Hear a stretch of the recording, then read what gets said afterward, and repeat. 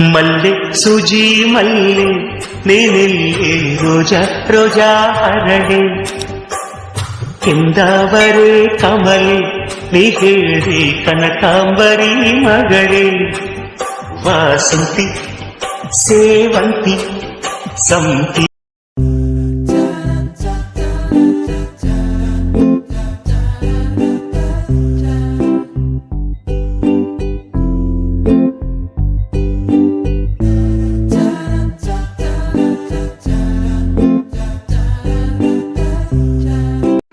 Hello my beautiful viewers, welcome back to my channel. ಹೇಗಿದ್ದೀರಾ? ಎಲ್ಲರೂ ಚೆನ್ನಾಗಿದ್ದೀರಾ ಅಂತ ಅಂದ್ಕೋತೀನಿ. ಎಲ್ರಿಗೂ ಕೂಡ ಗುಡ್ ಈವ್ನಿಂಗ್. ಇವಾಗ ಸಾಯಂಕಾಲ ಆಗಿದೆ. ಸೊ ಸಾಯಂಕಾಲದಿಂದ ವ್ಲಾಗ್ನ ಶುರು ಮಾಡಿದ್ದೀನಿ. ಸಾಯಂಕಾಲ ಸ್ವಲ್ಪ ಮಾರ್ಕೆಟ್ಗೆ ಹೋಗಿ ತರಕಾರಿ ಎಲ್ಲನೂ ತೊಗೊಂಡು ಬಂದು ಇವಾಗ ನೀಟಾಗಿ ಜೋಡಿಸ್ಕೋಬೇಕು. ಮೊದಲಿಗೆ ಜೋಡಿಸ್ಕೊಂಡು ಆಮೇಲೆ ಸ್ವಲ್ಪ ನಿಮಗೆ ಸ್ಟವ್ ಬಗ್ಗೆ ಮಾತಾಡಬೇಕಿತ್ತು. ಸ್ಟವ್ ಬಗ್ಗೆ ನಿಮ್ಮ ಜೊತೆಗೆ ನಿಮಗೆ ಕಾಣ್ತಾ ಇರೋ ಸ್ಟವ್ ಪಕ್ಕದಲ್ಲಿದೆ ಅಲ್ವಾ, ಸೊ ಆ ಸ್ಟವ್ ಬಗ್ಗೆ ನಿಮಗೆ ಜೊತೆಗೆ ಮಾತಾಡಬೇಕು. ತರಕಾರಿ ರೇಟ್ಗೆ ಬಂದರೆ ಹೋದ ವಾರದಕ್ಕಿಂತನೂ ಈ ವಾರ ಸ್ವಲ್ಪ ಕಡಿಮೆ ಆಗಿದೆ ರೇಟ್ ಅಂತ ಅನಿಸ್ತು ನನಗೆ. ಯಾಕೆಂದರೆ ಹೋದ ವಾರ ಸ್ವಲ್ಪ ಒಂದು 10 ರೂಪಾಯಿ ಮತ್ತು 5 ರೂಪಾಯಿ ಈ ರೀತಿ ಡಿಫ್ರೆನ್ಸ್ ಇತ್ತು.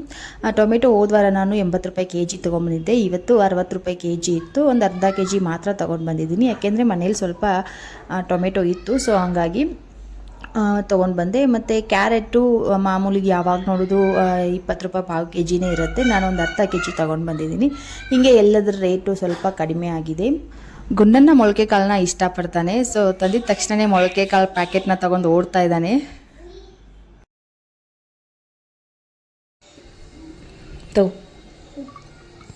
ಎಲ್ಲ ಖಾಲಿ ಮಾಡ್ಕೊಂಬರ್ಬೇಕಾ? ಇನ್ನೂ ಸ್ವಲ್ಪ ಕೊಡಲಿ? ಸಾಕು. ಕೆಳಗಿನ ತಗೋಬಾರ್ದು. ತಿನ್ನು.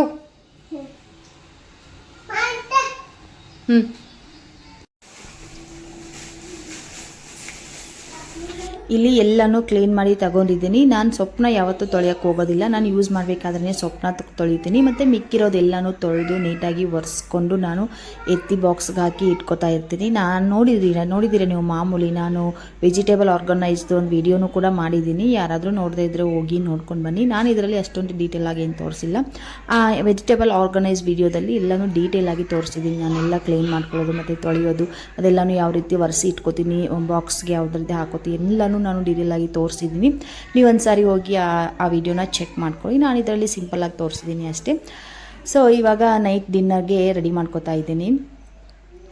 ನೈಟ್ ಡಿನ್ನರ್ಗೆ ನಾನಿವತ್ತು ಎಗ್ ಮಸಾಲೆನ ಮಾಡ್ಕೋಬೇಕು ಅಂತ ಅಂದ್ಕೊಂಡಿದ್ದೆ. ಎಗ್ ಮಸಾಲೆನ ಮಾಡ್ಕೊಳ್ಳೋದಕ್ಕೆ ಬೇಕಾಗಿರೋದು ಮೇನ್ ಇಂಪಾರ್ಟೆಂಟು ಮಸಾಲೆನ ರೆಡಿ ಮಾಡ್ಕೋಬೇಕು ನಾವು ಮೊದಲಿಗೆ. ಸೊ ಅದಕ್ಕೋಸ್ಕರನೇ ಇವಾಗ ಮಸಾಲೆನ ರೆಡಿ ಮಾಡ್ಕೊಳ್ಳೋದಕ್ಕೆ ರುಬ್ಕೊಂಡು ತೊಗೋಬೇಕಾಗತ್ತೆ ಅಲ್ವಾ. ಸೊ ಒಂದು 2 ಮೀಡಿಯಮ್ ಸೈಜ್ ಈರುಳ್ಳಿನ ತೊಗೊಂಡಿದ್ದೀನಿ. ಮತ್ತು ಒಂದು ದೊಡ್ಡದಾದರೆ 1, ಸಣ್ಣದಾದರೆ 2 ಟೊಮೆಟೊನ ನಾನು ತೊಗೊಂಡಿದ್ದೀನಿ. ಅದಾದಮೇಲೆ ನೆಕ್ಸ್ಟು ಕೊತ್ತಂಬರಿ ಸೊಪ್ಪನ್ನ ಚೆನ್ನಾಗಿ ತೊಳೆದ್ಬಿಟ್ಟು ತೊಗೊಂಡಿದ್ದೀನಿ. ಮತ್ತು ಗೋಡಂಬಿ ಕೂಡ ಬೇಕಾಗುತ್ತೆ. ನಿಮ್ಮ ಹತ್ರ ಗೋಡಂಬಿ ಇಲ್ಲದೆ ಹೋದರೆ ನೀವು ಬಿಳಿ ಎಳ್ಳನ್ನು ಕೂಡ ಸೇರಿಸ್ಕೋಬೋದು.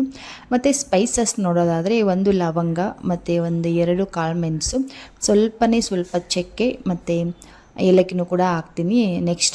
ಇದರಲ್ಲಿ ಏಲಕ್ಕಿನ ನಾನು ಇಟ್ಟಿರೋದಿಲ್ಲ ಈ ಬಾಕ್ಸ್ನಲ್ಲಿ. ನಾನು ಏಲಕ್ಕಿನ ಫ್ರಿಜ್ಜಲ್ಲಿ ಸ್ಟೋರ್ ಮಾಡಿ ಇಟ್ಕೊಂಡಿರ್ತೀನಿ. ಯಾಕೆಂದರೆ ಏಲಕ್ಕಿ ಬೇಗ ಸತ್ತೋಗುತ್ತೆ ಅಲ್ವಾ ಆಚೆ ಕಡೆ ಇಟ್ಟರೆ. ಸೊ ಹಂಗಾಗಿ ನಾನು ಏಲಕ್ಕಿನ ಯಾವಾಗಲೂ ಫ್ರಿಜ್ಜಲ್ಲೇ ಇಟ್ಟಿರ್ತೀನಿ. ಸೊ 1 ಏಲಕ್ಕಿನ ಹಾಕ್ತೀನಿ. ಜಾಸ್ತಿ ಎಲ್ಲ ಮಸಾಲೆ ಹಾಕೋಕ್ಕೆ ಹೋಗಬೇಡಿ. ಜಾಸ್ತಿ ಮಸಾಲೆ ಆದರೆ ತಿನ್ನೋದಕ್ಕೂ ಅಷ್ಟೊಂದು ಚೆನ್ನಾಗಿ ಅನಿಸೋದಿಲ್ಲ. ಮತ್ತು ಅದಾದಮೇಲೆ ನೆಕ್ಸ್ಟ್ ಒಂದು ಶುಂಠಿನ ಹಾಕ್ತಾಯಿದ್ದೀನಿ. 1 ತುಂಡಾಗುವಷ್ಟು ಶುಂಠಿನ ಹಾಕ್ತಾಯಿದ್ದೀನಿ. ಮತ್ತು ಸ್ವಲ್ಪ ಈರುಳ್ಳಿನ ಮಿಕ್ಕಿಸ್ಕೊಂಡಿದ್ದೀನಿ. ಆಮೇಲೆ ಒಗ್ಗರಣೆಗೆ ಬೇಕು ಅಂತ ಹೇಳಿಬಿಟ್ಟು ಜಾರ್ ಸ್ವಲ್ಪ ಚಿಕ್ಕದಾಯಿತು. ಸೊ ಹಾಗಾಗಿ ನಾನು ದೊಡ್ಡ ಜಾರ್ಗೆ ಮತ್ತೆ ಬೇರೆ ಟ್ರಾನ್ಸ್ಫರ್ ಮಾಡಿಕೊಂಡು ಬೇರೆ ದೊಡ್ಡ ಜಾರ್ನಲ್ಲಿ ಮಿಕ್ಸಿ ಮಾಡಿ ತಗೊಂಡಿದ್ದೀನಿ. ನೀವು ನೋಡ್ತಾ ಇರ್ಬೋದು, ಚೆನ್ನಾಗಿ ಮಿಕ್ಸರ್ ಫೈನಾಗಿ ಪೇಸ್ಟ್ ಆಗಿದೆ. ಈ ರೀತಿ ಪೇಸ್ಟ್ ಮಾಡ್ಕೊಂಡು ಪಕ್ಕಕ್ಕೆ ಇಡ್ತೀನಿ. ಇನ್ನು ನೆಕ್ಸ್ಟ್ ಇಲ್ಲಿ ಒಗ್ಗರಣೆ ಮಾಡ್ಕೊತೀನಿ. ಮತ್ತು ಎಗ್ ಮಸಾಲ ಅಲ್ಲದೆ ನಾನು ಇವತ್ತು ಎಗ್ ಕಬಾಬ್ನು ಕೂಡ ಮಾಡ್ಕೊತಾ ಇದ್ದೀನಿ. ಎಗ್ ಕಬಾಬ್ ರೆಸಿಪಿನ ಆಮೇಲೆ ಹೇಳ್ತೀನಿ. ಪಕ್ಕದಲ್ಲಿ ಮತ್ತೆ ಒಂದು 4 ಎಗ್ನ ಬೇಯಕ್ಕಿಟ್ಟಿದ್ದೀನಿ ಕುಕ್ಕರ್ಗೆ ಹಾಕಿ. ಇವಾಗ ಈ ಎಗ್ನ ತೊಗೊಂಡ್ಬಿಟ್ಟು ಮಸಾಲೆನ ಮಾಡ್ಕೋತೀನಿ. ಒಂದು 4 ಬಾಯ್ಲ್ಡ್ ಎಗ್ನ ತೊಗೊಂಡಿದ್ದೀನಿ. ಎಗ್ ಮಸಾಲ ಮಾತ್ರ ಮಾಡ್ಕೋಬೇಕಾಗಿತ್ತು ಮುಂಚೆ ನಾನು ಅಷ್ಟೇ ಪ್ಲ್ಯಾನ್ ಇರೋದು. ಬಟ್ ಆಮೇಲೆ ನಮ್ಮ ಮನೆಯವ್ರು ಬಂದುಬಿಟ್ಟು ಎಗ್ ಕಬಾಬ್ನು ಕೂಡ ಮಾಡು ಅಂತ ಹೇಳಿ ಮತ್ತೆ ಸ್ವಲ್ಪ ಎಗ್ನ ತೊಗೊಂಡು ಬಂದು ಕೊಟ್ಟರು. ಮೊದಲೇ ಒಂದು ಸ್ವಲ್ಪ ಎಗ್ನ ಬೇಯಿಸ್ಕೊಂಡಿದ್ದೆ, ಆವಾಗಲೇ ತಂದಿದ್ದರೆ ಇದರಲ್ಲೇ ಅದು ಕೂಡ ಬೇಯಿಸ್ಕೊತಿದ್ದೆ. ಬಟ್ ಇವಾಗ ಏನು ಮಾಡೋಕ್ಕಾಗೋದಿಲ್ಲ, ವೇಸ್ಟು. 2 ಸಾರಿ ಮಾಡಬೇಕಾಗತ್ತೆ ಒಂದೇ ಕೆಲಸನ. It's okay. ಇವಾಗ ಒಂದು ಪ್ಯಾನ್ನ ಬಿಸಿಗಿಟ್ಟು ಪ್ಯಾನ್ಗೆ ಸ್ವಲ್ಪ ಎಣ್ಣೆನ ಹಾಕಿದ್ದೀನಿ. ಮೊದಲಿಗೆ ಎಗ್ನ ಫ್ರೈ ಮಾಡ್ಕೊಂಡು ತಗೋತೀನಿ. ಇವಾಗ ಎಣ್ಣೆ ಬಿಸಿ ಆಗಿದೆ ಅಲ್ವಾ, ಅದೇ ಎಣ್ಣೆಗೆ ಸ್ವಲ್ಪ ಅಚ್ಕಾರದ ಪೌಡ್ರು ಮತ್ತು ಧನಿಯಾ ಪೌಡ್ರು ಮತ್ತು ಟರ್ಮರಿಕ್ ಪೌಡ್ರು, ಅದಾದಮೇಲೆ ನೆಕ್ಸ್ಟು ಗರಂ ಮಸಾಲನ ಹಾಕಿ ಚೆನ್ನಾಗಿ ಎಗ್ನ ಫ್ರೈ ಮಾಡ್ಕೋತೀನಿ.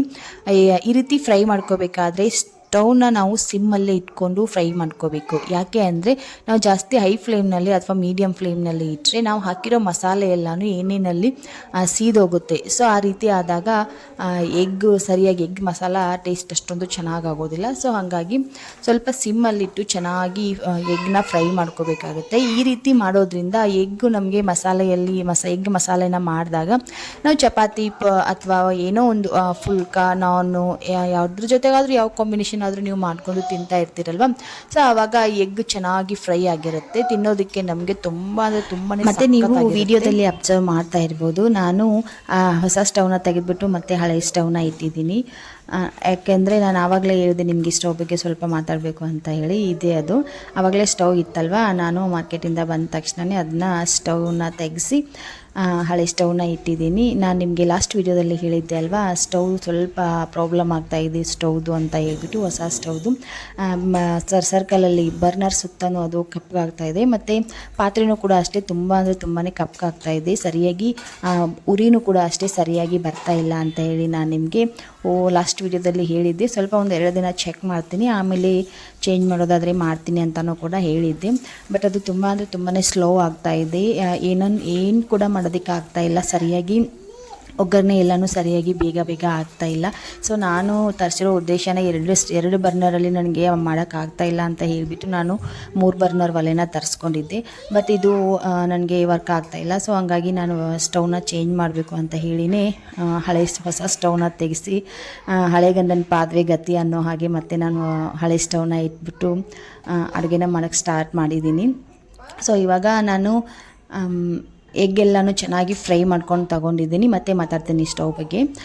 ಒಗ್ಗರಣೆ ಮಾಡ್ತಾನೆ ಮಾತಾಡ್ತೀನಿ ಮಧ್ಯೆ. ಸೊ ಇವಾಗ ಎಣ್ಣೆ ಹಾಕ್ಬಿಟ್ಟು ಅದೇ ಎಣ್ಣೆಗೆ ಮತ್ತೆ ಇನ್ನೂ ಸ್ವಲ್ಪ ಎಣ್ಣೆನ ಹಾಕಿ ಸ್ವಲ್ಪ ಜೀರಿಗೆ ಮತ್ತು ಸಾಸಿವೆನ ಹಾಕಿದ್ದೀನಿ. ಸಾಸಿವೆ ಹಾಕೋದು ಆಪ್ಷನಲ್ಲು, ಬೇಕಿದ್ದರೆ ಹಾಕಿ, ಬೇಡ ಅಂದರೆ ಸ್ಕಿಪ್ ಕೂಡ ಮಾಡ್ಬೋದು. ಅದಾದಮೇಲೆ ನೆಕ್ಸ್ಟ್ ನಾನಿಲ್ಲಿ ಒಂದು ಮೀಡಿಯಮ್ ಸೈಜ್ ಈರುಳ್ಳಿನ ಸಣ್ಣದಾಗಿ ಕಟ್ ಮಾಡಿ ತೊಗೊಂಡಿದ್ದೀನಿ. ಮತ್ತು ಒಂದು ಟೊಮೆಟೊನ ಉದ್ದದಕ್ಕೆ 4 ಭಾಗ ಮಾಡಿ ಹಾಕಿದ್ದೀನಿ. ನೀವು ಟೊಮೆಟೊ ಆಪ್ಷನಲ್ಲು, ಯಾಕೆಂದರೆ ನಾವು ಆವಾಗಲೇ ಹಾಕಿರ್ತೀವಲ್ಲ, ಜಾಸ್ತಿ ಹುಳಿ ಆಗೋ ಚಾನ್ಸಸ್ ಇರುತ್ತೆ. ನೀವು ನಾಟಿ ಟೊಮೆಟೊನ ತೊಗೊಂಡ್ರೆ ಹಾಕೋಕ್ಕೆ ಹೋಗ್ಬೇಡಿ. ಆ್ಯಪಲ್ ಟೊಮೆಟೊನ ತೊಗೊಂಡಿದ್ರೆ ಹಾಕಿ, ಪರವಾಗಿಲ್ಲ, ಅಷ್ಟೊಂದು ಹುಳಿ ಇರೋದಿಲ್ಲ ಆ್ಯಪಲ್ ಟೊಮೆಟೊ. ನಾಟಿ ಟೊಮೆಟೊ ಹುಳಿ ಜಾಸ್ತಿ ಇರುತ್ತೆ. ಸೊ ಹಾಗಾಗಿ ಹಾಕೋಕ್ಕೆ ಹೋಗ್ಬೇಡಿ, ಒಂದೇ ಸಾರಿಗೆ ಹಾಕಿ. ಅದಾದಮೇಲೆ ನೆಕ್ಸ್ಟ್ ನಾನಿಲ್ಲಿ ಶುಂಠಿ ಬೆಳ್ಳುಳ್ಳಿ ಪೇಸ್ಟ್ನ ಕೂಡ ಸೇರಿಸ್ತಾ ಇದ್ದೀನಿ. ನಿಮ್ಗೆ ತಿಳಿದಿರೋ ಹಾಗೆ ನಾನು ಮಾಮೂಲಿ ಯಾವಾಗಲೂ ಶುಂಠಿ ಬೆಳ್ಳುಳ್ಳಿ ಪೇಸ್ಟ್ನ ಮನೆಯಲ್ಲೇ ಎಲ್ಲನೂ ಚೆನ್ನಾಗಿ ಸಾಫ್ಟ್ ಆಗೋವರೆಗೂ ಫ್ರೈ ಮಾಡ್ಕೊಂಡು ತಗೋತೀನಿ. ನಾನು ಅದೇ ಹೇಳ್ದಲ್ವಾ ಆವಾಗಲೇ ಸ್ಟವ್ ಬಗ್ಗೆ, ಈ ರೀತಿ ಪ್ರಾಬ್ಲಮ್ ಆಗ್ತಾಯಿತ್ತು ಸ್ಟವ್ದು. ನಾನು ತುಂಬ ಇಷ್ಟಪಟ್ಟು ತೊಗೊಂಡಿದ್ದೆ ಈ ಸ್ಟವ್ನ. ಅಂತೂ ಇವಾಗಲಾದರೂ 3 ಬರ್ನರ್ ಸ್ಟವ್ನಲ್ಲಿ ಅಡುಗೆ ಮಾಡೋ ಯೋಗ ಬಂತಲ್ಲ ಅಂತ ತುಂಬಾ ಖುಷಿಯಾಗಿದೆ. ಬಟ್ ಸ್ಟವ್ ನನಗೆ ಈ ರೀತಿ ಕೈ ಕೊಡ್ತು. ಅದು ತುಂಬ ಅಂದರೆ ತುಂಬಾ ಪಾತ್ರೆ ಎಲ್ಲನೂ ತುಂಬ ಕಪ್ಪಾಗ್ತಾಯಿತ್ತು. ಎಲ್ಲ ಪಾತ್ರೆ ಸುಮ್ಮನೆ ಪಾತ್ರೆ ಎಲ್ಲನೂ ಹಾಳಾಗುತ್ತೆ. ಮತ್ತು ಸ್ಟವ್ ಚೆನ್ನಾಗಿ ಬಾಳಿಕೆ ಬರದೆ ಹೋದರೆ ಅದನ್ನ ತಗೊಂಡು ಏನು ಮಾಡೋದು. ನಾವು 2 ದಿನ ವೇಟ್ ಮಾಡಿದ್ವಿ, ಮತ್ತು ಸರ್ವಿಸ್ನವ್ರಿಗೂ ಕೂಡ ಕಾಂಟ್ಯಾಕ್ಟ್ ಮಾಡಿದ್ವಿ. ಅವರು ಒಂದು ಫೋಟೋನ ಹಾಕಿ ಮತ್ತು ಅದು ಯಾವ ರೀತಿ ಸ್ಟವ್ ಹತ್ತುತ್ತೆ ಮತ್ತು ಏನೆಲ್ಲ ಪ್ರಾಬ್ಲಮ್ಸ್ ಆಗಿದೆ ಅದನ್ನೆಲ್ಲನೂ ಫೋಟೋ ಹಾಕಿ ಇಮೇಜಸ್ನ ನಮಗೆ ಸೆಂಡ್ ಮಾಡಿ ಅಂತ ಹೇಳಿದ್ರು. ಸೊ ನಾವು ಸೆಂಡ್ ಮಾಡಿದ್ವಿ. ಅವರು ಸೆಂಡ್ ಮಾಡಿದ್ರು ಕೂಡ ಸರಿಯಾಗಿ ನಮಗೆ ರಿಯಾಕ್ಟ್ ಮಾಡಲಿಲ್ಲ. ಅವ್ರು ರೆಸ್ಪಾನ್ಸ್ ಮಾಡದೇ ಇದ್ದದಕ್ಕೆ ನಮಗೆ ಒಂದು ರೀತಿ ಹೋಗಿ ಕಳ್ಕೊಂಡಂಗಾಯಿತು. ಯಾಕೆಂದರೆ ಇನ್ನು ಒಂದೇ ದಿನ ಬಾಕಿ ಇತ್ತು, ಇವತ್ತಿಗೆ 1 ದಿನ ಮಾತ್ರ ಬಾಕಿ ಇತ್ತು. ಸೊ ಹಂಗಾಗಿ ಇನ್ನೇನು ವೇಟ್ ಮಾಡೋದ್ರಲ್ಲಿ ಅರ್ಥ ಇಲ್ಲ ಅಂತ ಹೇಳ್ಬಿಟ್ಟು ನಾನು ರಿಟರ್ನ್ ಮಾಡೋಕ್ಕೆ ಹೇಳಿದೆ. ರಿಟರ್ನ್ ಮಾಡಬೇಡಿ, ಸುಮ್ಮನೆ ವೇಟ್ ಮಾಡೋದು ಬೇಡ, ನಾಳೆಗೆ ಮತ್ತೆ ರಿಟರ್ನ್ ಪಾಲಿಸಿ ಮುಗ್ದೋಗುತ್ತೆ. ಅದಾದಮೇಲೆ ನಾವು ಅದನ್ನು ರಿಟರ್ನ್ ಮಾಡೋದಕ್ಕೂ ಆಗೋದಿಲ್ಲ. ಇವ್ರು ಬಂದು ಸರಿಯಾಗಿ ನಮಗೆ ಸರ್ವಿಸ್ ಮಾಡಿಕೊಡದೆ ಹೋದರೆ ಎಲ್ಲ ವೇಸ್ಟ್ ಆಗುತ್ತೆ, ನಾವು ಹಾಕಿರೋ ದುಡ್ಡೆಲ್ಲನೂ ವೇಸ್ಟ್ ಆಗುತ್ತೆ ಅಂತ ನಾನು ಅವರಿಗೆ ಹೇಳಿದೆ. ಯಾಕೆಂದರೆ ನಾವು ಮೊದಲೇ ಮಿಡಲ್ ಕ್ಲಾಸ್ ಜನ ಅಲ್ವಾ. ಸೊ ನಾವು ಯಾವುದೇ ಒಂದು ವಸ್ತುಗೆ ನಾವು ಇನ್ವೆಸ್ಟ್ ಮಾಡಿದ್ರೆ ನಾವು ಅದರಿಂದ ನಮ್ಗೆ ಏನಾದರೂ ಯೂಸ್ ಆಗಬೇಕು ಅಂತಲೇ ನಾವು ಯೋಚನೆ ಮಾಡಿರ್ತೀವಿ. ಸೊ ಹಂಗಾಗಿ ನಾನು ರಿಟರ್ನ್ ಮಾಡಿ ಅಂತ ಹೇಳಿದೆ. ಓಕೆ, ಇವಾಗ ನಾನಿಲ್ಲಿ ಎಲ್ಲನೂ ಸಾಫ್ಟ್ ಆದಮೇಲೆ, ಎಲ್ಲ ಹಾಕಿರೋ ಎಲ್ಲ ಇಂಗ್ರೀಡಿಯೆಂಟು ಸಾಫ್ಟ್ ಆದಮೇಲೆ ಆವಾಗಲೇ ರುಬ್ಬಿಟ್ಕೊಂಡಿರುವಂಥ ಮಸಾಲೆನ ಹಾಕಿ ಸ್ವಲ್ಪ ಚೆನ್ನಾಗಿ ಫ್ರೈ ಮಾಡಿಕೊಂಡು ಅದ್ರದ್ದು ಕೂಡ ಹಸಿ ವಾಸನೆ, ಮಸಾಲೆ ಇದೆಲ್ಲನೂ ಹಸಿ ವಾಸನೆ ಹೋಗೋವರೆಗೂ ಒಂದು ಸ್ವಲ್ಪ ಹೊತ್ತು ಬೇಯಕ್ಕಿಟ್ಟಿದ್ದೀನಿ. ಮೇಲ್ಗಡೆ ಒಂದು ಲಿಡ್ನ ಕ್ಲೋಸ್ ಮಾಡಿ ಬೇಯಕ್ಕಿಟ್ಟಿದ್ದೀನಿ. ಒಂದು ಸ್ವಲ್ಪ ಅದು ಸರ್ಕಲಲ್ಲೆಲ್ಲನೂ ಚೆನ್ನಾಗಿ ಎಣ್ಣೆ ಬಿಟ್ಕೊಳ್ಳುತ್ತೆ. ಸೊ ಅಲ್ಲಿವರೆಗೂ ನಾವು ಸ್ವಲ್ಪ ಬೇಯಿಸ್ಕೋಬೇಕಾಗತ್ತೆ. ಮೀಡಿಯಮ್ ಫ್ಲೇಮ್ನಲ್ಲಿ ಸ್ಟವ್ನ ಇಟ್ಬಿಟ್ಟು ಚೆನ್ನಾಗಿ ಬೇಯಿಸ್ಕೋಬೇಕಾಗತ್ತೆ. ಇವಾಗ ನೀವು ನೋಡ್ತಾ ಇರ್ಬೋದು ಚೆನ್ನಾಗಿ ಬೇಯ್ಕೊಂಡಿದೆ ಮತ್ತು ಅದು ಹಸಿ ವಾಸನೆ ಎಲ್ಲನೂ ಹೋಗಿದೆ. ಚೆನ್ನಾಗಿ ಮಸಾಲೆ ವಾಸನೆ ಬರ್ತಾಯಿದೆ, ಮಸಾಲೆ ಆರಾಮ ಬರ್ತಾಯಿದೆ. ಮತ್ತು ನಿಮ್ಮ ಹತ್ರ ಏನಾದರೂ ಎಗ್ ಮಸಾಲ ಇದ್ದರೆ ನೀವು ಅದನ್ನು ಕೂಡ ಹಾಕ್ಬೋದು. ನನ್ನ ಹತ್ರ ಎಗ್ ಮಸಾಲ ಖಾಲಿಯಾಗಿತ್ತು, ನೋಡ್ಕೊಂಡಿರಲಿಲ್ಲ ನಾನು, ಸೊ ಹಂಗಾಗಿ ತರಿಸಿರಲಿಲ್ಲ. ಮತ್ತು ತರಿಸ್ಕೊತೀನಿ. ಇವಾಗ ಸ್ವಲ್ಪ ಟರ್ಮರಿಕ್ ಪೌಡ್ರು ಮತ್ತು ಧನಿಯಾ ಪೌಡ್ರು, ಅದಾದಮೇಲೆ ನೆಕ್ಸ್ಟ್ ಗರಂ ಮಸಾಲ, ಅದಾದಮೇಲೆ ನೆಕ್ಸ್ಟ್ ನಾನು ಅಚ್ಕಾರದ ಪೌಡ್ರು. ಟೇಸ್ಟ್ ಅನುಸಾರವಾಗಿ ನೀವು ಯಾವ ರೀತಿ ಖಾರ ತಿಂತೀರೋ ಆ ರೀತಿ ನೋಡಿಕೊಂಡು ಹಾಕ್ಕೊಳ್ಳಿ. ನಮ್ಮ ಮನೆಯಲ್ಲಿ ಮಕ್ಕಳು ಇರೋದ್ರಿಂದ ನಾನು ಯಾವಾಗಲೂ ಖಾರನ ಸ್ವಲ್ಪ ಕಡಿಮೆ ಪ್ರಮಾಣದಲ್ಲಿನೇ ಹಾಕ್ತಾಯಿರ್ತೀನಿ. ಕಲರ್ ಏನು ಯೋಚನೆ ಮಾಡೋಕ್ಕೆ ಹೋಗೋದಿಲ್ಲ. ಇನ್ನು ಕೆಲವರು ಕಲರ್ ಬರಲಿ ಅಂತ ಹೇಳ್ಬಿಟ್ಟು ಚೆನ್ನಾಗಿ ಖಾರ ಹಾಕ್ತಾಯಿರ್ತಾರೆ. ಅದೇನು ನಾನು ತಲೆ ಕೆಡ್ಸ್ಕೊಳಕ್ಕೆ ಹೋಗೋದಿಲ್ಲ. ಟೇಸ್ಟ್ ಮುಖ್ಯ ಅಲ್ವಾ. ಸೊ ಹಾಗಾಗಿ ಸ್ವಲ್ಪನೇ ಖಾರನ ನಾನು ಹಾಕಿರ್ತೀನಿ. ಇವಾಗ ಮಸಾಲೆದು ಎಲ್ಲನೂ ಹಸಿ ವಾಸನೆ ಹೋಗೋವರೆಗೂ ಚೆನ್ನಾಗಿ ನಾವು ಫ್ರೈ ಮಾಡ್ಕೊಂಡು ತಗೋಬೇಕಾಗುತ್ತೆ. ಮತ್ತು ಸ್ವಲ್ಪ ಧನಿಯಾ ಪೌಡರ್ ಕಡಿಮೆ ಆಗಿತ್ತು ಅಂತ ಅನ್ನಿಸ್ತು ನನಗೆ, ಮತ್ತು ಸ್ವಲ್ಪ ಹಾಕಿದ್ದೀನಿ.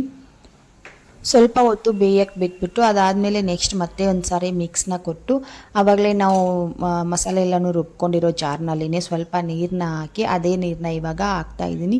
ನೀವು ಇದನ್ನು ಸ್ವಲ್ಪ ತೆಳುವಾಗಿಯೂ ಮಾಡ್ಕೋಬೋದು. ನಾವು ಅನ್ನಕ್ಕೆಲ್ಲನೂ ತಿಂತೀವಿ ಅನ್ನೋದಾದರೆ, ಇಲ್ಲ ನಾವು ಅನ್ನಕ್ಕೆ ಬೇಡ, ನಮಗೆ ಚಪಾತಿಗೆ ಮಾತ್ರ ಸಾಕು ಅಂತ ಅನ್ನೋದಾದರೆ ಸ್ವಲ್ಪ ಗಟ್ಟಿಯಾಗಿ ಗ್ರೇವಿನ ನೀವು ಮಾಡ್ಕೋಬೋದು. ನಿಮ್ಗೆ ಯಾವ ರೀತಿ ಟೇಸ್ಟ್ ಚೆನ್ನಾಗಿರುತ್ತೆ ಅನಿಸುತ್ತೋ ನೀವು ಆ ರೀತಿ ಮಾಡ್ಕೊಳ್ಳಿ. ನೀವು ಹಿಂಗೆ ಮಾಡಿಕೊಂಡ್ರು ಅಷ್ಟೇ ಟೇಸ್ಟ್ ಮಾತ್ರ ತುಂಬಾ ಸಖತ್ತಾಗಿ ಬರುತ್ತೆ ಎಗ್ ಮಸಾಲದ್ದು. ಸೊ ನಾನು ಸ್ವಲ್ಪ ನೀರನ್ನ ಹಾಕಿ ಮತ್ತೆ ಒಂದು ಸ್ವಲ್ಪ ಕುದಿಯೋದಕ್ಕೆ ಇಟ್ಟಿದ್ದೀನಿ. ಚೆನ್ನಾಗಿ ಕುದ್ದಾದಮೇಲೆ ಸೈಡಲ್ಲೆಲ್ಲನೂ ಚೆನ್ನಾಗಿ ಅದು ಎಣ್ಣೆ ಬಿಟ್ಕೊಂಡಿರುತ್ತೆ. ನೋಡ್ತಾ ಇರ್ಬೋದು ನೀವು ಎಷ್ಟು ಚೆನ್ನಾಗಿ ಅದು ಎಣ್ಣೆ ಬಿಟ್ಕೊಂಡಿದೆ ಅಂತ ಹೇಳ್ಬಿಟ್ಟು. ಇಲ್ಲಿವರೆಗೂ ನಾವು ಅದನ್ನು ಚೆನ್ನಾಗಿ ಬೇಯಿಸ್ಕೋಬೇಕಾಗುತ್ತೆ. ಆವಾಗಲೇ ಸ್ವಲ್ಪ ತೆಳುವಾಗಿತ್ತಲ್ವ, ಇವಾಗ ಮತ್ತೆ ಗಟ್ಟಿ ಕನ್ಸಿಸ್ಟೆನ್ಸಿಗೆ ಬಂದಿದೆ. ಇವಾಗ ಲಾಸ್ಟಲ್ಲಿ ನಾನು ಆವಾಗಲೇ ಬೇಯಿಸಿ ಫ್ರೈ ಮಾಡಿ ಇಟ್ಕೊಂಡಿರೋವಂಥ ಮೊಟ್ಟೆನ ಹಾಕ್ತಾಯಿದ್ದೀನಿ. ಮೊಟ್ಟೆನ ಹಾಕಿ ಮತ್ತೆ ಒಂದು ಸಾರಿ ಚೆನ್ನಾಗಿ ಮಿಕ್ಸ್ ಮಾಡಿಕೊಂಡು, ಇನ್ನೂ ಸ್ವಲ್ಪ ನೀರು ಬೇಕು ಅಂತ ಅನಿಸಿದ್ರೆ ನೀವು ಹಾಕ್ಕೋಬೇಕು. ನನಗೆ ನೀರು ಬೇಕು, ಸ್ವಲ್ಪ ತೆಳುವಾಗಿದ್ದರೆ ಅನ್ನಕ್ಕೂ ಆಗುತ್ತೆ ಅಂತ ಹೇಳ್ಬಿಟ್ಟು ಸ್ವಲ್ಪ ತೆಳುವಾಗಿ ಮಾಡ್ಕೋತಾ ಇದ್ದೀನಿ. ಇಲ್ಲ ನಮಗೆ ಗ್ರೇವಿ ರೀತಿ ಇಷ್ಟೇ ಸಾಕು ಅನ್ನೋರಾಗಿದ್ದರೆ ನೀವು ನೀರೇನು ಹಾಕೋ ಅವಶ್ಯಕತೆ ಇಲ್ಲ. ಸ್ವಲ್ಪ ಹೊತ್ತು ಚೆನ್ನಾಗಿ ಬೇಯಿಸ್ಕೊಂಡು ಮತ್ತೆ ಮೇಲ್ಗಡೆಯಿಂದ ಕೊತ್ತಂಬರಿ ಸೊಪ್ಪನ್ನ ಹಾಕಿದ್ರೆ ನಿಮ್ಮ ಗ್ರೇವಿ ಅನ್ನೋದು ರೆಡಿ ಆಗುತ್ತೆ. ಇವಾಗ ನಾನು ಮತ್ತೆ ಸ್ವಲ್ಪ ನೀರು ಹಾಕಿದ್ದೀನಲ್ವ, ಅದು ಚೆನ್ನಾಗಿ ಬೇಯ್ಕೋಬೇಕು. ಸೊ ಬೇಯ್ಕೋಬೇಕು ಅಂತ ಅಂದರೆ ಇನ್ನೂ ಒಂದು 5 ನಿಮಿಷ ನಾವು ಬೇಯಕ್ಕೆ ಬಿಡಬೇಕು. ಮೇಲ್ಗಡೆಯಿಂದ ಸ್ವಲ್ಪ ಕೊತ್ತಂಬರಿ ಸೊಪ್ಪನ್ನ ಹಾಕ್ತಾಯಿದ್ದೀನಿ. ನೀವು ಕಸೂರಿ ಮೇಥಿನೂ ಕೂಡ ಹಾಕ್ಕೋಬೋದು. ಕಸೂರಿ ಮೇಥಿನ ನಾನಿಲ್ಲಿ ಹಾಕಿಲ್ಲ, ಬಟ್ ಹಾಕಿಲ್ಲ. ಕಸೂರಿ ಮೇಥಿ ಹಾಕಿ ರುಚಿಗೆ ತಕ್ಕಷ್ಟು ಸ್ವಲ್ಪ ಉಪ್ಪನ್ನ ಹಾಕಿ ಒಂದು ಸಾರಿ ಚೆನ್ನಾಗಿ ಮಿಕ್ಸ್ ಮಾಡಿಕೊಂಡು ಒಂದು ಲಿಡ್ನ ಕ್ಲೋಸ್ ಮಾಡಿಬಿಟ್ಟು ಒಂದು 5 ನಿಮಿಷ ಮೀಡಿಯಮ್ ಫ್ಲೇಮ್ನಲ್ಲಿ ಬೇಯಿಸ್ಕೊಂಡ್ರೆ ನಮಗೆ ಎಗ್ ಮಸಾಲ ಅಥವಾ ಮೊಟ್ಟೆ ಮಸಾಲ ಯಾವುದೋ ಒಂದು ರೆಡಿ ಆಗುತ್ತೆ ತಿನ್ನೋದಕ್ಕೆ ತುಂಬ ಚೆನ್ನಾಗಿ.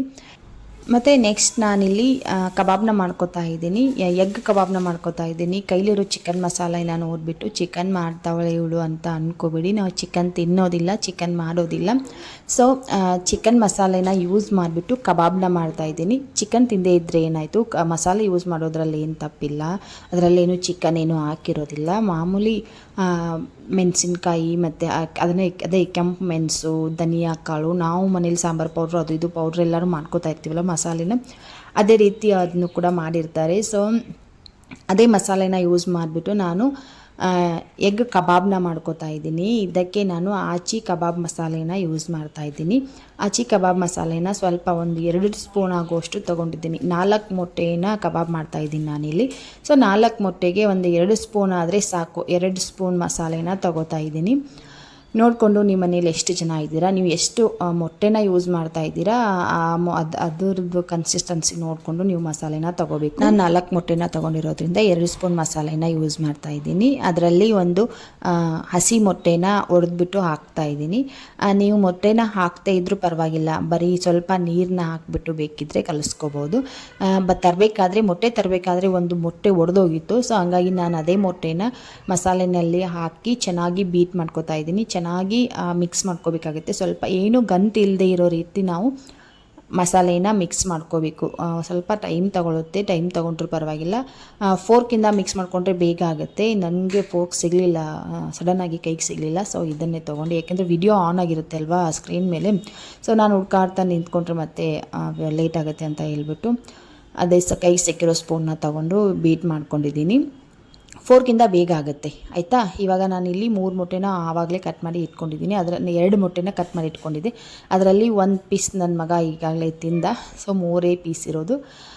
ಇನ್ನೂ 2 ಮೊಟ್ಟೆ ಇದೆ. ಇನ್ನೂ 2 ಮೊಟ್ಟೆನಲ್ಲಿ ಭಾಗ ಮಾಡಿದ್ರೆ ಅದು 4 ಪೀಸ್ ಆಗುತ್ತೆ. ಟೋಟಲಿ ಇಲ್ಲಿ ನಾನು 4, 5, 6, 7 ಪೀಸ್ ಆಗೋಷ್ಟು ಮೊಟ್ಟೆನ ತೊಗೊಂಡಿದ್ದೀನಿ. 7 ಮೊಟ್ಟೆ ಎಲ್ಲ 7 ಪೀಸ್ ಮೊಟ್ಟೆ ತೊಗೊಂಡು ಒಂದು ಕಡಾಯಿಗೆ ಎಣ್ಣೆನ ಹಾಕ್ತಾಯಿದ್ದೀನಿ. ಇದನ್ನು ನೀವು ಡೀಪ್ ಫ್ರೈ ಮಾಡ್ಕೋಬೋದು ಅಥವಾ ಶಾಲೋ ಫ್ರೈ ಕೂಡ ಮಾಡ್ಕೋಬೋದು. ಶಾಲೋ ಫ್ರೈ ಮಾಡ್ಕೊಳ್ಳೋದು ಅಷ್ಟೊಂದು ಚೆನ್ನಾಗಿ ಅನಿಸೋದಿಲ್ಲ. ಸೊ ಡೀಪ್ ಫ್ರೈ ಮಾಡಿಕೊಂಡ್ರೆ ತಿನ್ನೋದಕ್ಕೆ ಟೇಸ್ಟಿಯಾಗಿರುತ್ತೆ. ಮತ್ತು ಫ್ರೈ ಮಾಡ್ಕೋಬೇಕಾದ್ರೆ ತುಂಬಾ ಕೇರ್ಫುಲ್ಲಾಗಿ ಫ್ರೈ ಮಾಡ್ಕೊಳ್ಳಿ, ನಿಮಗೆ ಗೊತ್ತಾಗುತ್ತೆ ಮುಂದೆ ವಿಡಿಯೋ ನೋಡ್ತಾ. ಇವಾಗ ನಾನು ರೆಡಿ ಮಾಡಿ ಇಟ್ಕೊಂಡಿರುವಂಥ ಮಸಾಲೆಗೆ ಒಂದೊಂದೇ ಎಗ್ನ ಕೋಟಿಂಗ್ ಮಾಡಿಬಿಟ್ಟು ಮಸಾಲೆನಲ್ಲಿ ಅದ್ದಿ ತೆಗೆದು ನಾವು ಪಕೋಡ ಎಲ್ಲನೂ ಮಾಡ್ತಾ ಇರ್ತೀವಲ್ವ, ಪಾಲಕ್ ಪಕೋಡನ ಮಾಡ್ತಾ ಇರ್ತೀವಲ್ವ, ಪಾಲಕ್ ಎಲೆನ ಕಡಲೆ ಹಿಟ್ಟಿನಲ್ಲಿ ಎದ್ದಿ ನಾವು ಕರಿತಾ ಇರ್ತೀವಲ್ವ, ಫ್ರೈ ಮಾಡ್ತಾ ಇರ್ತೀವಲ್ವ, ಸೊ ಅದೇ ರೀತಿಯೇ ಇದನ್ನು ಕೂಡ ಮಾಡಬೇಕು. ವಿಡಿಯೋ ಸರಿಯಾಗಿ ಬಂದಿಲ್ಲ ಅದು, ಸೊ ನಾನು ಕೂಡ ನೋಡಿಲ್ಲ ವಿಡಿಯೋ ಮಾಡೋದ್ರಲ್ಲಿ, ಅದು ಶೂಟ್ ಆಗೋಗಿತ್ತು. ಸೊ ಹಂಗಾಗಿ ಮತ್ತೆ ಕರೆದಿರೋದನ್ನು ಮತ್ತೆ ಸರಿ ಮಾಡೋಕ್ಕಾಗೋದಿಲ್ವಲ್ವ, ಸೊ ಅದು ಸರಿಯಾಗಿ ವಿಡಿಯೋ ಬಂದಿಲ್ಲ, ನಾನು ತೋರಿಸ್ತೀನಲ್ವ. ನಾನು ಫ್ರೈ ಮಾಡೋಕ್ಕೆ ಹಾಕಬೇಕಾದ್ರೆ ನೀವು ನೋಡ್ತೀರಾ, ಅದರಲ್ಲಿ ಡಿಪ್ ಮಾಡಿ ಎಲ್ಲ ಮೊಟ್ಟೆನೂ ಒಂದು ಪ್ಲೇಟ್ಗೆ ನಾನು ಹಾಕಿಟ್ಕೊಂಡು ಒಮ್ಮೆಲೇ ಎಲ್ಲನೂ ಫ್ರೈ ಮಾಡ್ತೀನಿ. ನೋಡಿ ಈ ರೀತಿ ಆವಾಗಲೇ ರೆಡಿ ಮಾಡಿಟ್ಕೊಂಡಿರುವಂಥ ಕಬಾಬ್ ಮಸಾಲೆಯಲ್ಲಿ ಮೊಟ್ಟೆ ಎಲ್ಲನೂ ಹಾಕಿ ಮಸಾಲೆನ ಮೊಟ್ಟೆಗೆಲ್ಲನೂ ಹಚ್ಚಿಬಿಟ್ಟು ಇವಾಗ ಮೊಟ್ಟೆನ ಫ್ರೈ ಮಾಡ್ಕೋತಾ ಇದ್ದೀನಿ. ಫ್ರೈ ಮಾಡ್ಕೋಬೇಕಾದ್ರೆ ಸ್ವಲ್ಪ ಹುಷಾರಾಗಿ ಫ್ರೈ ಮಾಡ್ಕೊಳ್ಳಿ, ಸಿಡಿಯೋ ಚಾನ್ಸಸ್ ಇದೆ. ಸಿಡಿಯೋ ಚಾನ್ಸಸ್ ಮಾತ್ರ ಅಲ್ಲ, ಸಿಡಿಯುತ್ತೆ, ಕನ್ಫರ್ಮ್ ಆಗಿ ಸಿಡಿಯುತ್ತೆ. ಸೊ ಹುಷಾರಾಗಿ ಫ್ರೈ ಮಾಡ್ಕೊಳ್ಳಿ, ಚೆನ್ನಾಗಿ ಡಾರ್ಕಾಗಿ ಕಲರ್ ಬರೋವರೆಗೂ ಮೊಟ್ಟೆನ ಫ್ರೈ ಮಾಡ್ಕೋಬೇಕಾಗುತ್ತೆ. ನೀವು ಶಾಲೋ ಫ್ರೈ ಆದರೂ ಮಾಡ್ಕೋಬೋದು, ಡೀಪ್ ಫ್ರೈ ಆದರೂ ಮಾಡ್ಕೋಬೋದು. ನಾನಿಲ್ಲಿ ಡೀಪ್ ಫ್ರೈನ ಮಾಡ್ಕೋತಾ ಇದ್ದೀನಿ. ತುಂಬಾ ಟೇಸ್ಟಿಯಾಗಿರುತ್ತೆ ಈ ಕಬಾಬು. ಇವಾಗ ನೋಡಿ ಇಲ್ಲಿ ಮೊಟ್ಟೆಗೆ ಮಸಾಲೆನ ಹಚ್ತಾ ಇದ್ದೀನಲ್ವ, ಈ ರೀತಿ ಹಚ್ಚಿ ನಾವು ಮೊಟ್ಟೆನ ಫ್ರೈ ಮಾಡ್ಕೋಬೇಕಾಗತ್ತೆ. ಓಕೆ, ಎಲ್ಲನೂ ಫ್ರೈ ಮಾಡ್ಕೊಂಡು ತಗೋತೀನಿ. ಮತ್ತು ಸ್ಟವ್ನ ರಿಟರ್ನ್ ಮಾಡಿದ್ವಿ. ಪಾಲಿಸನ್ನು ಕೂಡ ಇನ್ನೂ 1 ದಿನ ಮಾತ್ರ ಇತ್ತು. ರಿಟರ್ನ್ ಕೂಡ ಮಾಡಿದಾಗ ಎಕ್ಸೆಪ್ಟ್ ಕೂಡ ಆಯಿತು ರಿಟರ್ನು. ಸೊ ನಾಳೆ ಅಥವಾ ನಾಡಿದ್ದು ಬಂದು ಅವರು ಸ್ಟವ್ನ ತೊಗೊಂಡು ಹೋಗ್ಬೋದು. ಮತ್ತು ಸ್ಟವ್ ನನಗೆ ತುಂಬಾ ಇಷ್ಟ ಆಗಿತ್ತು, ತುಂಬ ಖುಷಿ ಕೂಡ ಆಗಿದ್ದೆ ನಾನು 3 ಬರ್ನರ್ ಸ್ಟವ್ನ ತೊಗೊಂಡಿದ್ದಕ್ಕೆ. ಬಟ್ ನನಗೆ ಸ್ವಲ್ಪ ಡಿಸಪಾಯಿಂಟ್ ಆಯಿತು ಅಷ್ಟೇ, ಏನು ಮಾಡೋಕ್ಕಾಗೋದಿಲ್ಲ. ಮತ್ತು ನಮ್ಮ ಮನೆಯವರು ಕೂಡ ಹೇಳಿದ್ರು, ಇಲ್ಲ ಸ್ವಲ್ಪ ದಿನ ಅಡ್ಜಸ್ಟ್ ಮಾಡ್ಕೊ, ಸ್ವಲ್ಪ ದಿನ ಹೋಗಲಿ, ಪ್ರೆಸ್ಟೀಜ್ ಕಂಪ್ನಿ ಇದೆ, ನಾನು ನಿನಗೆ 3 ಬರ್ನರ್ ಸ್ಟವ್ನ ತರಿಸಿ ಕೊಡ್ತೀನಿ, ವರಿ ಮಾಡ್ಕೊಳಕ್ಕೆ ಹೋಗಬೇಡ ಅಂತ ಹೇಳಿ ಸ್ವಲ್ಪ ಸಮಾಧಾನ ಮಾಡಿದ್ರು. ಲೈಫ್ ಯಾವ ರೀತಿ ಬರುತ್ತೆ ಆ ರೀತಿ ಹೋಗೋದಲ್ವಾ.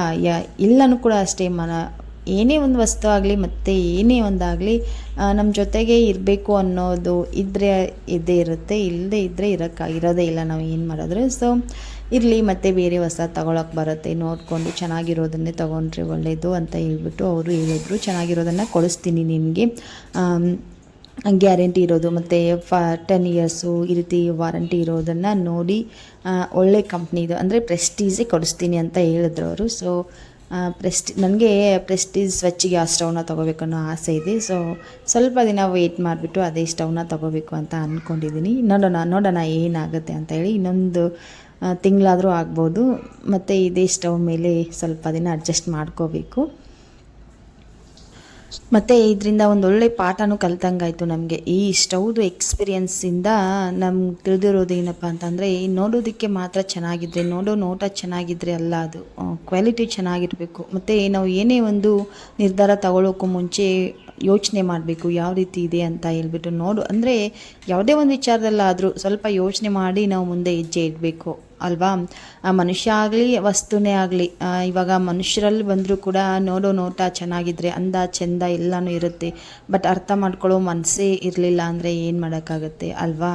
ಸೊ ಹಂಗಾಗಿ ಯಾವುದೇ ಒಂದು ಡಿಸಿಷನ್ನ ತಗೊಳ್ಳೋ ಮುಂಚೆ ಏನೇ ಒಂದು ನಾವು ಆಯ್ಕೆ ಮಾಡುವಾಗ ಸ್ವಲ್ಪ ಹುಷಾರಾಗಿ ನೋಡಿಕೊಂಡು, ಸ್ವಲ್ಪ ಟೈಮ್ ತೊಗೊಂಡ್ರೂ ಪರವಾಗಿಲ್ಲ, ನೋಡಿಕೊಂಡು ಒಳ್ಳೆಯದನ್ನು ಆರಿಸ್ಕೊಂಡ್ರೆ ಚೆನ್ನಾಗಿರುತ್ತೆ. ಮುಂದೆ ನಮಗೆ ಅದರಿಂದ ಖುಷಿ ಸಿಗುತ್ತೆ. ಲೈಫಲ್ಲೂ ಕೂಡ ಅಷ್ಟೇ, ನಮ್ಮ ಫ್ರೆಂಡ್ಸು, ನಮ್ಮ ಪಾರ್ಟ್ನರು ಏನೇ ಒಂದಾಗಲಿ ಕೂಡ ನಾವು ಚೆನ್ನಾಗಿ ನೋಡಿಕೊಂಡು ಅಂದರೆ ಒಳ್ಳೆಯದನ್ನು ನಾವು ಆಯ್ಕೆ ಮಾಡಿದ್ರೆ ನಮ್ಮ ಲೈಫು ಕೂಡ ಮುಂದೆ ಸಕ್ಸಸ್ ಆಗುತ್ತೆ.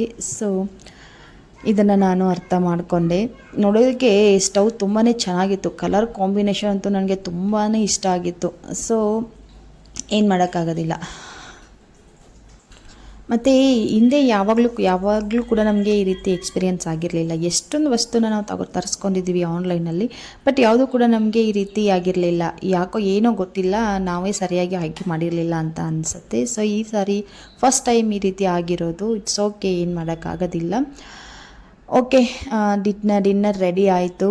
ಎಗ್ ಮಸಾಲ ಮತ್ತು ಎಗ್ ಕಬಾಬ್ ಎರಡು ಕೂಡ ರೆಡಿ ಆಯಿತು. ಇದ್ರ ಜೊತೆಗೆ ನಾನು ಚಪಾತಿನ ಮಾಡ್ಕೊಂಡಿದ್ದೆ ಕಾಂಬಿನೇಷನು, ಮತ್ತು ಜೀರಾ ರೈಸ್ನ ಕೂಡ ಮಾಡ್ಕೊಂಡಿದ್ದೆ. ಇವತ್ತಿನ dinner plan egg masala, chapati, egg kebab ಮತ್ತು ಜೀರಾ ರೈಸು. ಇದು ಡಿನ್ನರ್ ಮೆನು ಆಗಿರುತ್ತೆ ಇವತ್ತಿಂದು. ನೋಡ್ತಾ ಇರ್ಬೋದು, ತುಂಬ ತುಂಬಾ ಟೇಸ್ಟಿಯಾಗಿರುತ್ತೆ. ನೋಡೋಣ, ಟೇಸ್ಟ್ ಮಾಡಿ ಕೂಡ ನೋಡ್ತೀನಿ. ಸೊ ಎಗ್ ಕಬಾಬ್ನ ನೋಡ್ತಾ ಇದ್ದರೆ ಹೆಂಗೆ ಬಾಯಲ್ಲಿ ನೀರು ಬರ್ತಾಯಿದೆ. ಯಾವ ರೀತಿ ಆಗಿದೆ ಅಂತ ಹೇಳ್ತೀನಿ ನಿಮಗೆ, ಟೇಸ್ಟ್ ಮಾಡಿಬಿಟ್ಟು ಹೇಳ್ತೀನಿ ನಿಮ್ಮ ಮುಂದೆನೇ ಇವಾಗ. ಸೊ ವೆಯ್ಟ್ ಮಾಡಿ ನೋಡ್ತಾ ಇದ್ದೀನಿ. ತುಂಬಾ ಚೆನ್ನಾಗಿ ಬಂದಿದೆ ಎಗ್ ಕಬಾಬ್ ಅಂತೂ. ಎಷ್ಟು ಟೇಸ್ಟಿಯಾಗಿರುತ್ತೆ, ಎಲ್ಲನೂ ಎಣ್ಣೆಯಲ್ಲಿ ಫ್ರೈ ಆಗಿರುತ್ತೆ ಅಲ್ವಾ, ಸಖತ್ತಾಗಿರುತ್ತೆ. ಮಕ್ಕಳಂತೂ ತುಂಬಾ ಇಷ್ಟಪಟ್ಟು ಎಗ್ ಕಬಾಬ್ನ ತಿಂತಾರೆ. ಮತ್ತು ನೀವು ಇದನ್ನು ಈವ್ನಿಂಗ್ ಸ್ನ್ಯಾಕ್ಸ್ ಆಗೋ ಕೂಡ ಮಾಡ್ಕೋಬೋದು. ತುಂಬಾ ಟೇಸ್ಟಿಯಾಗಿರುತ್ತೆ. ಸೊ ನೋಡಿದಲ್ವಾ, ಇವತ್ತಿನ ಡಿನ್ನರ್ ರೆಸಿಪಿ ಅಂತೂ ಸಖತ್ತಾಗಿತ್ತು ನಮ್ಮ ಮನೆಯಲ್ಲಿ. ನಿಮ್ಮ ಮನೆಯಲ್ಲಿ ಇವತ್ತಿನ ಡಿನ್ನರ್ ರೆಸಿಪಿ ಏನು ಅಂತ ಹೇಳಿ ನನಗೆ ಕಾಮೆಂಟ್ ಬಾಕ್ಸಲ್ಲಿ ತಿಳಿಸಿ. ಮತ್ತು ಈ ಬ್ಲಾಗ್ ನಿಮಗೆ ಇಷ್ಟ ಆಗಿದ್ದರೆ ಮರಿದೇನೆ ಲೈಕ್ ಕೊಟ್ಟು ನಿಮ್ಮ ಅನಿಸಿಕೆನ ಕಾಮೆಂಟ್ ಬಾಕ್ಸಲ್ಲಿ ನನಗೆ ತಿಳಿಸಿ. ಅದೇ ರೀತಿ ರೆಗ್ಯುಲರ್ ರಿಕ್ವೆಸ್ಟು, ಹೊಸದಾಗಿ ನನ್ನ ಚಾನಲ್ನ ನೋಡ್ತಾ ಇರೋರು ಮತ್ತು ಸಬ್ಸ್ಕ್ರೈಬ್ ಮಾಡ್ಕೊಳ್ಳದೆ ನನ್ನ ವೀಡಿಯೋಸ್ನ ನೋಡ್ತಾ ಇರೋರು, ಪ್ಲೀಸ್ ಸಬ್ಸ್ಕ್ರೈಬ್ ಮಾಡಿಕೊಂಡು ನನಗೆ ಸಪೋರ್ಟ್ ಮಾಡಿ. ಮತ್ತೆ ಸಿಗ್ತೀನಿ ನೆಕ್ಸ್ಟ್ ಬ್ಲಾಗ್ನಲ್ಲಿ. ಬಾಯ್.